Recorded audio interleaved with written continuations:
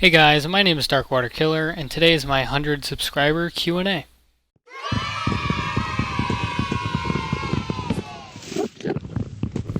Before I start, I just want to say thank you guys again for the first 100 subscribers. I know it's not much, but it gives me confidence and motivation to keep doing these videos. And also, I just want to preface with this is just being recorded over some footage of me messing around with a Steam controller, and I decided to play some Minecraft and see how it felt. So if the camera movement looks funny or anything like that, just keep in mind I'm using a new controller that I have no idea how to use. Anyways, without further ado, let's jump right into it. Okay, so the first question is from my Discord by user FPGPL Nemesis, and FP asks, will you make a complex datapack video compiling most of the tutorials you used into one video, and how one with another works? So a datapack tutorial with all of its functions in one video, like stuff like click detection, item detection, and aim detection. So, I might do such a thing. The part about me compiling most of the tutorials I used, that's probably not going to happen, because one of the main reasons I made this channel was because I actually couldn't find any tutorials on how to do these things. So, just the tutorials I used really aren't any tutorials at all. It's more of me just more or less experimenting in a single player world, just messing around with data packs and scrolling around through like wikis, forums. Sometimes I'll go over to the Reddit and stuff like that. So there wouldn't be any tutorials that I referenced. Also, those tutorials would probably not even be in the video. They'd be more like links in the description, just so the actual person who made those tutorials would be receiving the credit, and they would be getting the views and watch time that they deserve. I understand what you're asking, or for the most part, what you would mean by me wanting, or by me including these tutorials, but like I said, for the most part, it's just me experimenting around in a single player world, seeing like just various things I can do, as well as just when I would be doing something like click detection, item detection, aim detection, stuff like that. I promise you, as soon as I figure it out myself, I'll probably end up making a video on it, just because of how excited I am that I finally like got it and understood anything like that. But at the current moment, I actually don't know how to do any of those things that you specifically asked for in your question. Okay, so the next two questions I have picked from the YouTube comments on the video where I was asking for any additional questions. And so the next two are from DGS Countered. The first question DGS asks is, where are you from? And I am from the planet Earth. Wow. Shocking. No, I'm just kidding. The closest I'm going to give you guys to like where I'm actually from, just for sake of I want to keep most of my private life away from this stuff, is I'm just from like the Central Florida area. So, yeah, at the current moment, that's just the closest you guys are going to get to knowing where I'm from. And DGS also asks, how old am I? At the current moment of recording, I am 18, but I will be turning 19 in a few days. So by the time you're watching this, I probably am 19 or even older, depending on how far back this was posted in relation to when you're watching it.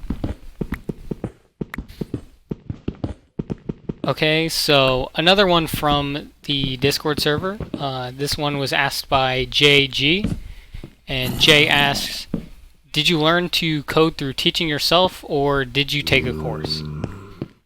Okay, so the first time I ever started programming, which shocks a lot of my friends because they're like, no, you definitely started coding before that, was in my sophomore year of high school. The first time I ever actually touched code was in an AP Computer Science A class, which for those of you who aren't in like the American public school system, AP classes are higher level classes that at the end of the year you take a test and you can receive college course credit depending on like the college that you go to. So I essentially took a college level course on object-oriented programming in high school, and that was the first time I touched code. But the thing is, while I technically took a course in programming to initially teach myself, not teach myself, but to initially like learn how to program, the teacher was actually really bad at their job, so it was more like I ended up teaching myself. But I used the textbooks heavily, and there was an online learning resource we used, and I used that heavily as well.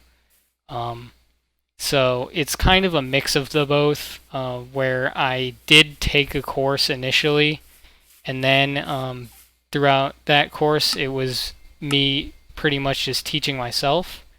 And that's just the start of learning how to code. So that class, we used Java, and so my first programming language is Java.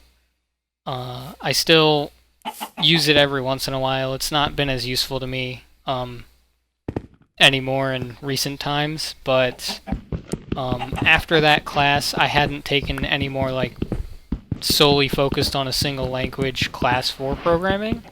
So I've ended up teaching myself C++, Python, a little bit of JavaScript for if I want to do any web development, C#.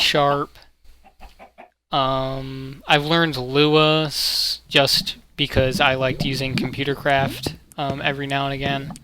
And I just recently, in my first semester of college, finished a course in C. And so I guess technically I've taken 2 courses for programming. And yeah, but for the most part, I've taught myself mostly how to code and have taken very little classes in programming itself. User Dono Deluxe from the Discord server is asking if I want to watch anime with them. Yeah, not really. I'm not really a big anime person. Closest I've come with anime is just a few of the really old Pokemon animes. I remember a while ago I watched the original Indigo League with a friend of mine. And I used to occasionally just pop it on Cartoon Network in the morning getting ready for school. But other than that, not really. There are a couple animes that I've been interested in, but like I don't really have like the time to actually invest in it. But yeah, not really. I don't really watch big anything. Even beyond just anime, I don't watch TV in general. I stick to like YouTube and programming for fun, and I play a lot of video games. So not much time for watching, except for if I pop on something for background. And on a serious note, Donna also asks, what inspired me to start programming? One of my biggest inspirations was, when I started high school, there was a robotics team at my high school, and so I joined that team, and I was interested in my freshman year for the programming, but eventually I didn't touch any of it. It wasn't until the next year, my sophomore year, that a few of the senior programmers took me under their wing and taught me how to do stuff. So initially they had me learn C++, and I was teaching that to myself. But after they left, I really got into the whole programming robotics thing, and the fact of the matter was those senior programmers were the only other programmers in the club. So for my junior and senior years, I had actually taken on the responsibility of programming the team's robot.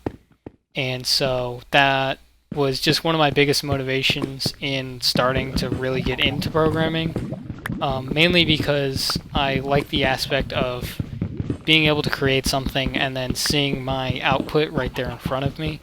So it was a really good feeling when I did my first ever like drive controls to control a robot with an Xbox One controller is what we use. We use Xbox One controllers on our team. Excuse me. And so just I got really deep into wanting to learn automation and how to automate systems. And so like it just lit that fuse for me. It was the spark to get me going into programming, and it affected me so much that I've decided to study computer science in college. And hopefully this is the path that I'll keep going through with my life. Next question from the Discord server. Elvinar asks, am I a woman?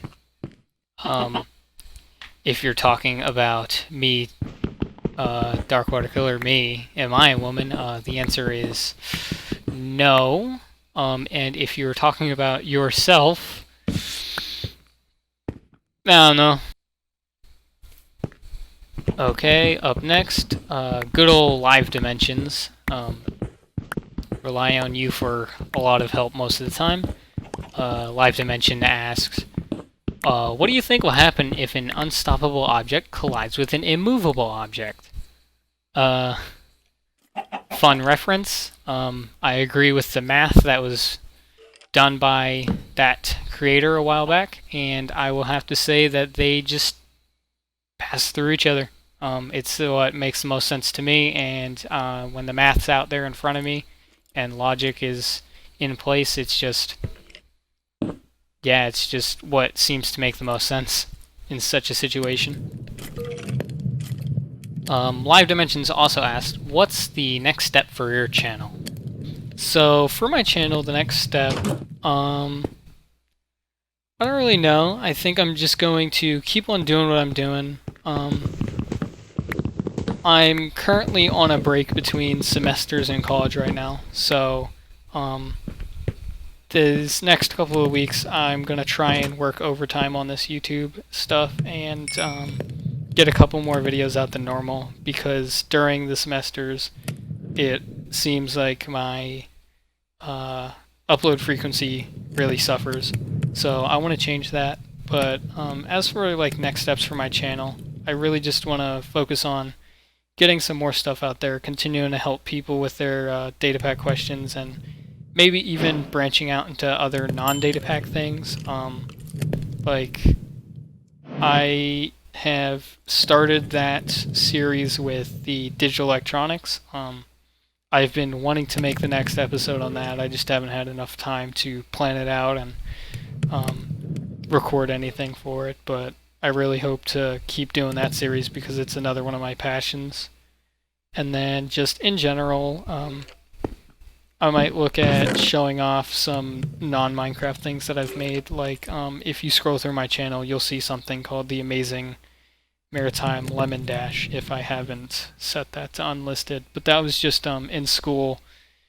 We had an engineering class and I didn't enjoy the project we were doing, so I ended up doing my own project loosely based on what we were assigned. I ended up doing my own project in Unity, and I told the teacher that I didn't like the project that he assigned us, and I ended up just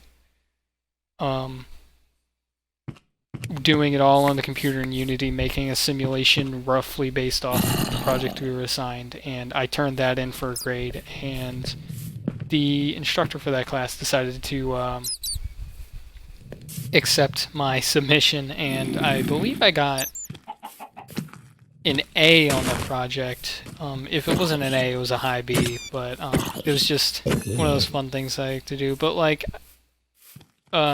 Wow, I really went off on a tangent. Yeah, I just want to, possibly also show off some non-Minecraft things that I've done and other various things like that. But for the most part, I'm just going to keep sticking with what I've been doing. Okay, and the other question that I pulled from YouTube was asked by user Joseph Marino. And Joseph asks, would you rather listen to an hour of K-pop or an hour of ASMR? And I'm going to have to go with ASMR, hands down, just because of the fact that I really don't like the sound of K-pop. Anyone that like actually knows me will know that I'm really like, that is not my kind of music. I'm more of a punk music kind of person. So ASMR seems like the lesser of the two evils. And just an hour of it seems like something I'd better be able to tune out in the background. So definitely listen to an hour of ASMR. From the Discord server, Zephyr FTW asks, how did you get into making data packs and etc.? So I got into making data packs. I want to say the update they came out, I was reading through changelogs, and I had usually when an update comes out I watch like a couple of the update recap videos, and so I'd come across one by, I think it was Exuma Void, released a video, and something about data packs was mentioned, so I was curious as to see what they were, and I came across that they allowed you to make like custom recipes on the game, and I was like, wow. And I was just interested because of the fact that really you've only ever been able to make custom recipes by using Craft Tweaker is what I used to use, with the Zen script and all that stuff. If you've ever done your own custom mod packs, you might know what I'm talking about. And so I was like, wow, I can do this without having to wait for a new version of Forge to come out. Or like, I can make this and it will be able to be used on an unmodded vanilla server, like the ones that my friends make. And so initially I just got interested in making data packs and doing the recipe stuff. And I actually made a few data packs for a friend server of mine. That all it did was change recipes in the game, and I would update it a couple times, and then I found out that you could do loot tables, and you could modify loot table values. And so in the update, when you were able to modify block loot tables, is when I really got into making data packs. And that's actually why I started doing this whole YouTube thing, was because I couldn't find any tutorials on how the loot table stuff worked, and sometimes the stuff on the wiki was not correct and it didn't work right. So I decided to just like brute force learn it and teach myself how to do this stuff, and I would share it with the world. So that's how I got into like doing the data pack stuff on YouTube. But at first it was just with the custom recipes, and then especially when the loot table stuff came out, I actually, on the topic of my friend's server and the whole loot table stuff, I ended up updating that data pack for his server a few times, and in one of the updates I actually messed around with the loot tables and NBT and loot tables to make essentially loot boxes. That was a fun thing to do. And I may have even implemented that diamond golem boss into that server, and I made it so he would drop some rare loot in like a loot box or something like that. But overall, I was just interested in making like programs and stuff in general, because one, for any time where there's programming in a game, I'll do the programming or logic circuits and stuff like that. I'll just do it and probably end up as sort of just for a convenience type thing. So as an example, I've done like a storage system using computer craft in like Tekkit Classic or something like that. So like in general, I got into making data packs and stuff just for like fun, the heck of it, just to see what I can do and just test myself. And that's pretty much it about that. And lastly, JG once again has a question, and Jay is asking, when will the video be live?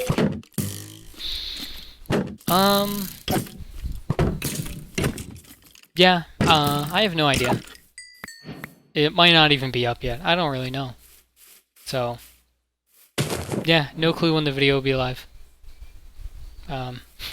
Anyways, thanks for watching, and thank you guys again for the 100 subscribers. Hopefully we will continue and grow to help more people with tutorials and stuff like that in the future. Have a great day.